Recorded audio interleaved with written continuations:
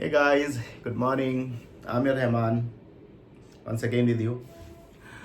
अरे दोस्तों, मैं आप लोगों को आज एक्सप्लेन करना चाह रहा था नॉन कन्फर्मेंसेस के बारे में कि व्हाट आर द नॉन कन्फर्मेंसेस। हम किसको बोलते हैं कि ये नॉन कन्फर्मेंस है और हम कब जो है एनसीआर रेस करते हैं। और अगर किसी प्रोजेक्ट पे बहुत सारे एनसीआर्स रेज हुए हैं तो हम प्रोजेक्ट के शेप को कैसे समझेंगे कि ये अच्छे शेप में है या फिर बैड शेप में है। मैं आप लोगों को एक्सप्लेन करता हूँ। अच्छा, एनसीआर कब रेज होता है? जब भी कोई वर्क, कोई भी काम, कोई भी प्रोडक्ट तैयार किया जा रहा हो या कोई भी सर्विस दी जा रही हो और वो एज पर द स्पेसिफिकेशन यानी एज पर द कॉन्ट्रैक्ट नहीं है तो वो एक नॉन कन्फर्मेंस है।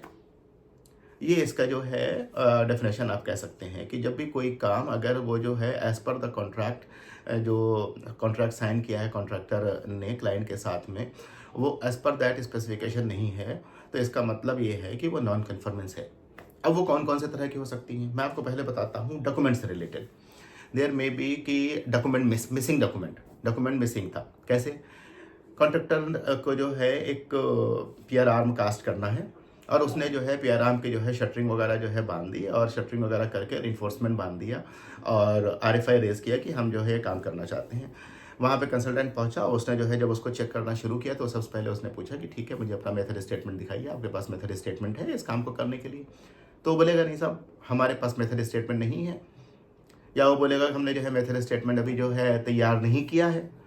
या वो बोलेगा कि हमने मेथड स्टेटमेंट तैयार कर दिया है लेकिन अभी वो जो है कंसल्टेंट के पास जो है सबमिट है फॉर रिव्यू के लिए और उसका जो है अभी रिप्लाई नहीं आया है। तो ये एक नॉन कन्फर्मेंस है। मैं आपको बताऊँ, अगर जो है कॉन्ट्रैक्ट में लिखा हुआ है कि work can only be started after approval of the method statement यानी अप्रूव मेथड स्टेटमेंट होना चाहिए, वो भले ही जो है कंसल्टेंट के पास में हो, कंसल्टेंट ने अभी तक अप्रूवल नहीं दिया है तो वो एक नॉन कन्फर्मेंस बनता है। हाँ, इस बात को लेकर के कॉन्ट्रैक्टर क्या कर सकता है कि वहाँ से जो है अप्रूवल ले सकता है फ़ोन पर या वो सॉरी इस पे मेल पर कि आप हमें जो है जल्द से जल्द जो है उसको अप्रूव करके एक कॉपी हमें भेजें।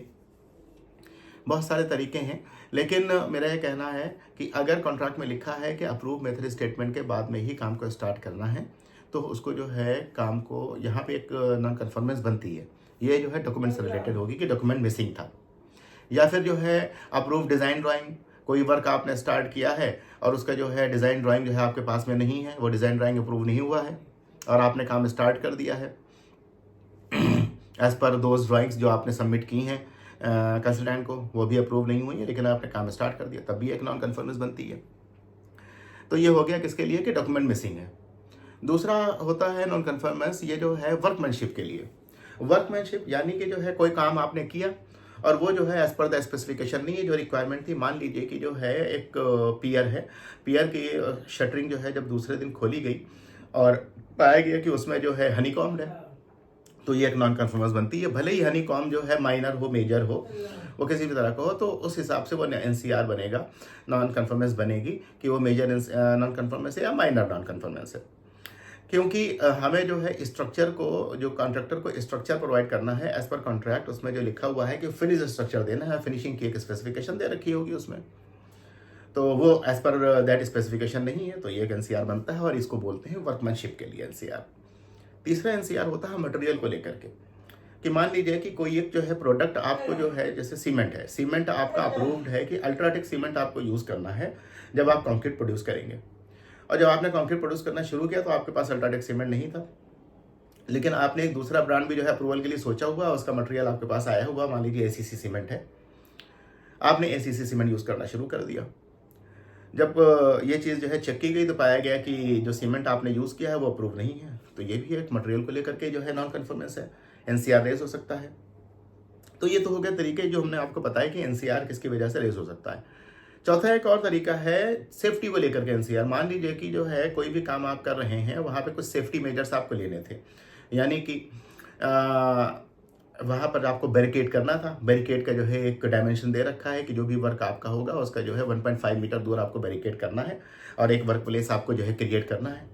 आपने बैरिकेड तो वहाँ पर किया हुआ है लेकिन आपका जो डिस्टेंस है शटरिंग से वो सिर्फ जो है 0.5 मीटर, 0.6 मीटर, 0.7, 1 मीटर है, लेकिन एज पर द ड्राइंग नहीं है जो 1.5 मीटर लिखा था। तो ये सेफ्टी को लेकर के जो है आपका जो है एक बनता है कि सेफ्टी हैजार्ड है। आपको जो है पूरा वर्किंग प्लेटफॉर्म जो है प्रॉपर जो है तैयार नहीं किया, जिससे जो है वहाँ पे बहुत सारा मटेरियल इधर उधर पड़ा हुआ था, वो आपको ट्रिप हो सकते हैं, जिससे आप गिर सकते हैं, चोट लग सकती है, नीचे जो है गिर सकता है।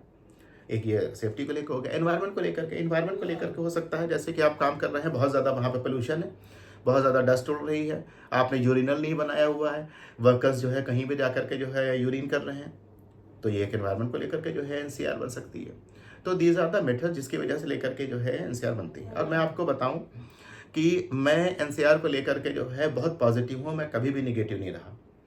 एनसीआर अगर आ रहे हैं तो इसका मतलब ये है कि हमें हमारे पास जो है लर्निंग के चांस हैं, हम गलती कर रहे हैं और हमें उन गलतियों को सुधारना है, ना कि उन गलतियों पे जो है मतलब उन गलतियों को छुपाना है। मेरा हमेशा से मानना है कोई भी गलती हुई हो उसको हमेशा नोट करें, वो भले ही जो है हमारी छोटी गलती हो या बड़ी गलती हो, उसको हमें नोट करना चाहिए और उसके फिर हमें कॉजेज़ पे जाना चाहिए। We must check the causes, definitely we have to eliminate those mistakes. हमें जो है उन गलतियों को तो ख़त्म करना है, यानी कि वो एक्शन तो हमें लेना है ताकि वो जो नॉन कन्फर्मेंस है उसको जो है हम ख़त्म कर सकें। जैसे कि हनी कॉम्ब आया है तो वो रिपेयर हो सकता है, मेथड स्टेटमेंट जो है जो अभी तक नहीं था वो अप्रूव होकर के आ सकता है साइट पर, है ना। मटेरियल जो अप्रूव नहीं था उसको अप्रूव कराया जा सकता है। तो इस तरह से करके वो एनसीआर जो है क्लोज किए जा सकते हैं कि हमने जो है वो करेक्शन ले लिया है, जो करेक्शन जो है लिखा था जो होना चाहिए। लेकिन करेक्टिव एक्शन क्या हमने बताया था कि वो जो कॉजेज़ जिसकी वजह से ये एनसीआर हुआ, वो कॉजेज़ क्या थे, क्यों ये नॉन कन्फर्मेंस हुई। तो हमने जो है देखा कि वो जो है जो मेथड स्टेटमेंट जो है जो सबमिट होना था वो प्रॉपरली जो है टाइम से पहले सबमिट नहीं हुआ, उसको फॉलोअप नहीं किया गया। तो वो चीज़ों को नोट किया जा सकता है कि दीज वर द कॉजेज़, और ये कॉजेज़ अगली बार ना हो जब हम दूसरा काम करने जाएँ। वर्कमैनशिप को हम देख सकते हैं कि वहाँ पर जो हनी कॉम्ब आया तो उसमें बहुत सारे कॉजेज हो सकते हैं कि हो सकता है कि एक वहाँ पे इनफ वाइब्रेटर्स ना रहे हों, वहाँ पे एक ही वाइब्रेटर हो, 2 वाइब्रेटर की ज़रूरत थी, या फिर जो है 2 वाइब्रेटर थे लेकिन एक ब्रेकडाउन हो गया था। हो सकता है वर्कर उस टाइम छुट्टी पे चले गए हों, मतलब चाय पीने चले गए हों, जब कंक्रीट साइट पर आया कंक्रीट स्टिफ हो गया।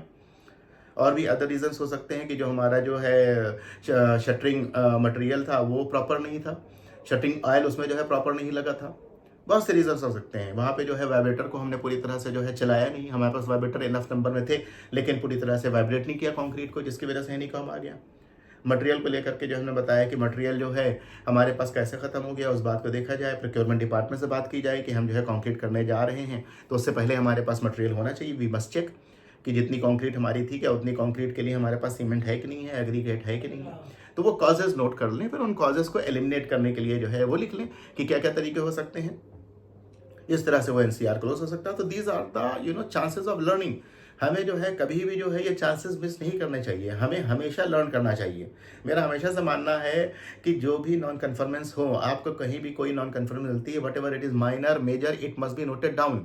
वो भले ही जो है आप उसके लिए एनसीआर ना रेस करें, बल्कि साइट रजिस्टर बुक पर उसको एंट्री करें और साइट रजिस्टर बुक पर एंट्री करके उसको लिखें कि this is the non conformance minor in nature, that is why we are noted down in register.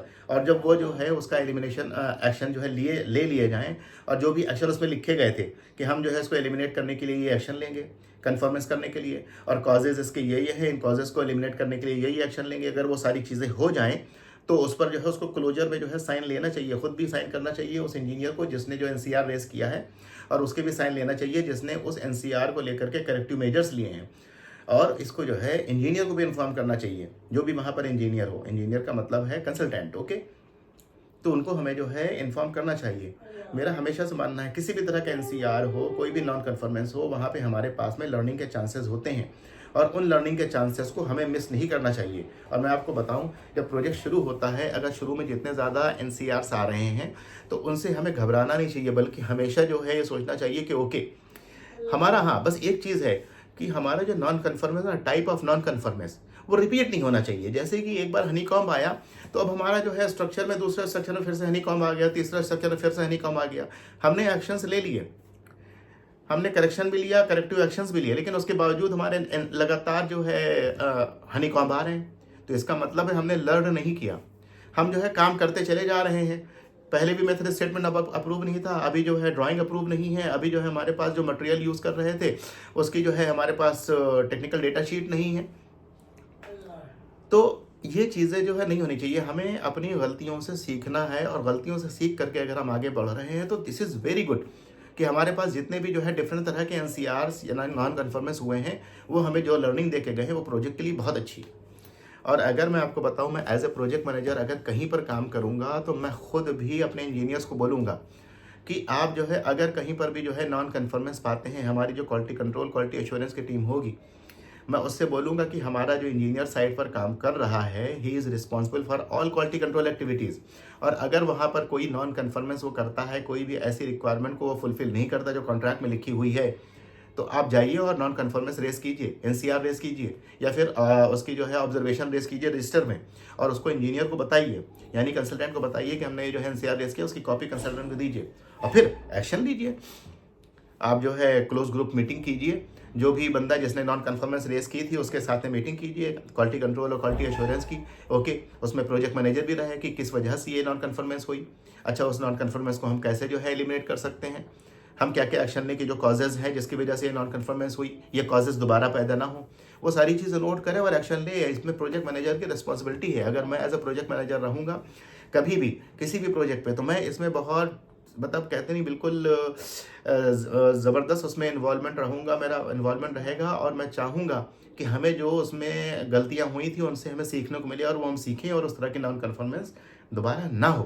तो गाइज़, मेरा हमेशा तुम लोगों से कहना है, पहले तो नॉन कन्फर्मेंस होनी नहीं चाहिए। अगर हम कॉन्ट्रैक्ट साइट पर काम कर रहे हैं तो नॉन कन्फर्मेंस होनी नहीं चाहिए, क्योंकि हमें रिक्वायरमेंट को पूरी तरह से पढ़ना है और पढ़ने के बाद में ही काम को स्टार्ट करना है कि क्या क्या रिक्वायरमेंट, ताकि उन रिक्वायरमेंट को फुलफिल कर सकें। और अगर बाय द वे मान लो कि नॉन कन्फर्मेंस हो गई, किसी वजह से गलती हुई, हमसे कोई स्पेसिफिकेशन मिस हो गई और वो किसी इंजीनियर ने पकड़ लिया या क्लाइंट ने पकड़ लिया या फिर हमारे ही क्वालिटी कंट्रोल के इंजीनियर ने पकड़ा या क्वालिटी एश्योरेंस के इंजीनियर ने बोला कि नहीं, यहाँ पे रिक्वायरमेंट ये थी, आपने इसको ठीक से नहीं पढ़ा और इसकी वजह से ये नॉन कन्फर्मेंस हुई है, तो ठीक है, हमारे पास एक लर्निंग है, हम आगे इस तरह से नहीं करेंगे। इमीडिएटली उसको एक्सेप्ट करें, उसके लिए एक्शन लें। Okay, thank you. ये मेरी जो है कोई छोटा सा वीडियो है, उसके लिए मेरा ख्याल से एक बहुत अच्छी लर्निंग है। हमें हमेशा जो है नॉन कन्फर्मेंस को पॉजिटिव लेना चाहिए, नेगेटिव नहीं। बाय।